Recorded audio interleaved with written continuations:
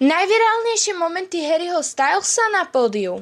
Harry nie je len spevák. Je to tiež typ človeka, ktorý spraví jednu vec na pódium a svet o tom hovorí týždne.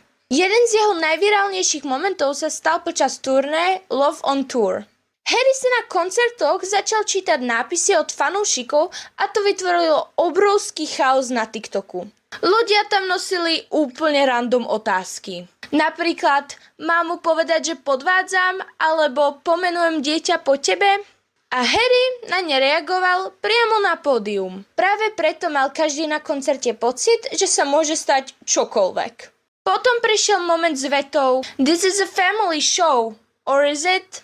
Internet to okamžite premenil na mím. A video malo milióny views.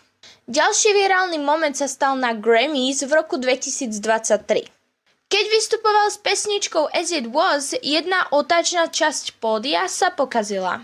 Tanečníci museli priamo počas vystúpenia meniť choreografiu.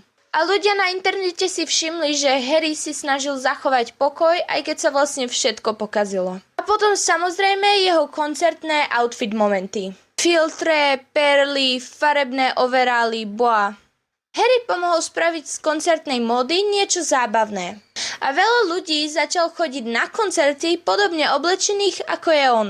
Práve preto sú jeho koncerty tak populárne. Nie je to len o hudbe, je to atmosféra, chaos, funny momenty a pocit, že každý jeden koncert je úplne iný.